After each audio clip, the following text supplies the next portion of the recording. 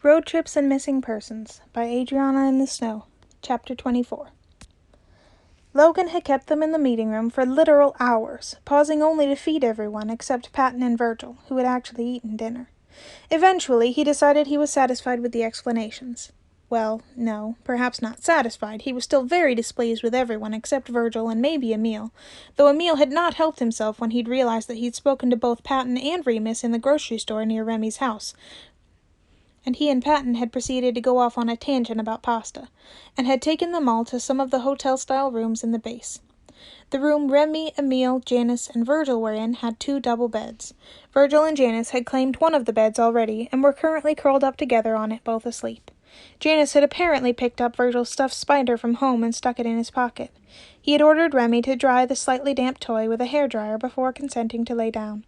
The 2 of them had fallen asleep easily after their long days, the stuffed spider laying on top of Janice's chest, and Virgil's arm thrown around him loosely. Emil had stayed up longer and taken a shower before emailing his receptionist asking her to cancel all of his appointments for tomorrow, or today, as it was by now. He climbed into a bed only a couple of minutes ago, leaving Remy the only conscious one in the room. Virgil stirred awake as Remy stood up from the chair he'd been sitting on and stepped toward the door. "Dad?" he asked. Remy took a detour to stand by his bedside and stroke a few of the curls that were still damp from his shower away from his face. "Go back to sleep, kid." "Where are you going?" he asked. "Just gonna go grab some coffee," he said. "It's night," he pointed out. Remy cracked a grin. "Yeah, well, you know me." He tapped him on the nose. "I'll be right in the mini kitchen outside." "Okay," Virgil agreed, laying his head back on Janice's chest. Janice never stirred, dead to the world in the way he only ever was when Virgil was snuggled up against him. Remy closed the door quietly behind himself and wandered over towards the kitchen. "Can't sleep?" Patton asked when he stepped into the little area. The man was sitting at a small 2-person table with a mug of what looked like tea and a box of Oreos.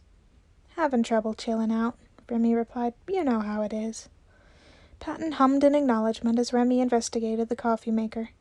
"You know," Patton said, amused, "if you're trying to calm down and sleep, coffee may not be the best solution." "Babe, do you know me at all?" Remy asked. Patton just shook his head. "Besides," Remy continued, "who said I was planning on sleeping any time soon?" "You should try to sleep," Remy said, frown clear in his tone, even though Remy was turned away, putting coffee grounds into the machine. "Says the man already out here eating cookies at 1:30. "Touché." They were silent until Remy's coffee was finished. Remy poured himself a cup and went to sit across from him. "Thanks for not shanking the little bastard on sight." Patton's nose scrunched. "I should have known he was yours with that mouth of his," Patton said, and then shook his head. "He's a cute kid." "He held a knife to your neck." Patton shrugged. "It's not the first time I befriended someone with a deadly weapon on me," he said. He pushed the pack of Oreos over to him. "I hope you realize I'm filing for joint custody." Remy laughed. "I figured after I heard you spent over 3 hours in a car with him. I'm going to teach him not to curse and why falling asleep during a kidnapping is not ideal." "Well, Remy's already tried his hardest on the first front, so good luck. And the boy likes to nap at inopportune times, what can I say? Takes after his dad." "I am both insulted and flattered simultaneously." Patton giggled softly. "But seriously," Remy said, "I do owe you for making sure Virgil was okay, even if you didn't know he was my spawn." Patton shrugged. "You don't know me anything." He paused.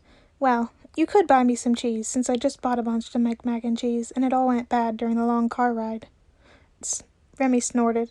"Why do the lactose intolerant fear no God?" he asked.